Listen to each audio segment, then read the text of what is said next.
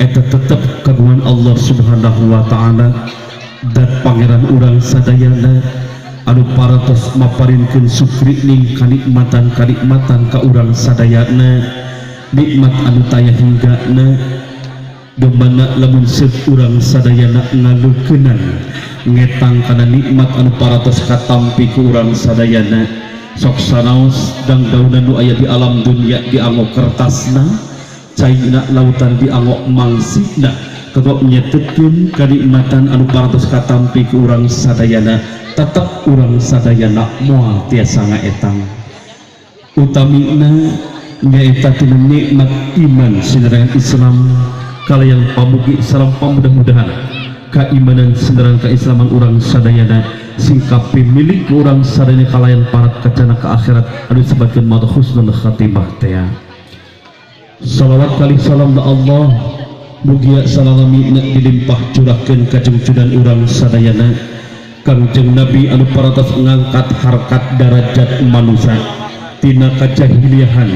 tina kabodohan, tina kapoekan karena cahaya keimanan sinargan keislaman nyata da Kangjeng Nabi Muhammad sallallahu alaihi wasallam kakulawargina para sahabatna para tabi'in tabi'atna kalian pamugi urang sadayana anu sami linggih di haplah mubarakah kawuh janten umat anjeunana kalayan pamugi urang sadayana kaing syafaatul uzma jaga demil qiyamah. Amin ya Allah ya rabbal alamin.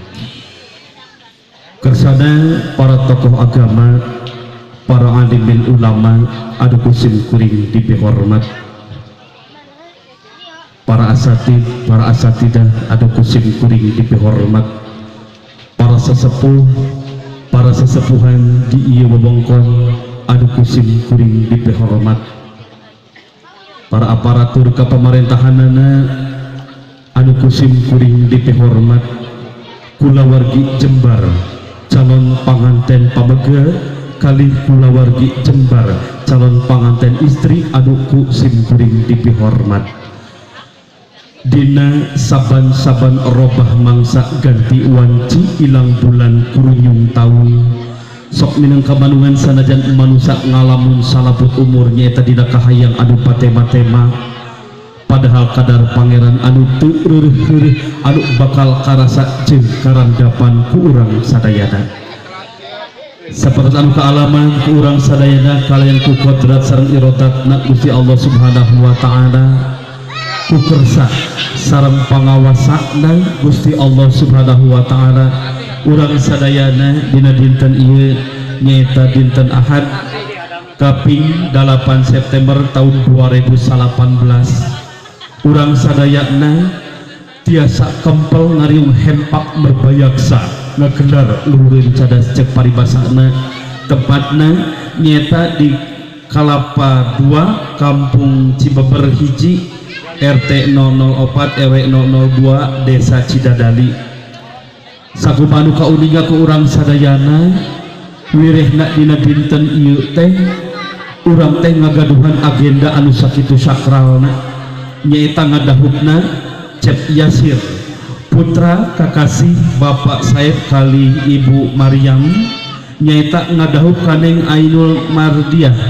putri kakasih Bapak Jai sareng Ibu Epon anu insyaallah sakedap deui urang sadayana urang saksedi dina acara akad pernikahanana. Gentru kang tinutur gentra kang cinarita geulis anu kapiwarti enggal anu kasarios pribados ngadegna dina ieu acara wirehna sim kuring teh kapetok ku kersana Bapak Jahe kali Ibu Epon di dieu nyaeta kedah janten panumbu catur atanapi pangjajab ning acara dina ieu acara walimatun nikah timpati payun sim kuring ngahaturkeun bagia wilujeng sumping ka calon panganten pameget oge kulawargi Jembar calon panganten pameget anu istuni kita tadi di anti-anti ayeuna para ternyang papages aya di tengah-tengah urang sadayana atuh kukituna sumangga palawargi miwah kanca mitra sadayana supados ieu acara teu nyongkolong kana waktos urang buka bae ieu acara walumatun nikah ngadahupna Cep Yasir kali neng Ainul Mardiah ku ngaoskeun basmalah sasarengan Bismillahirrahmanirrahim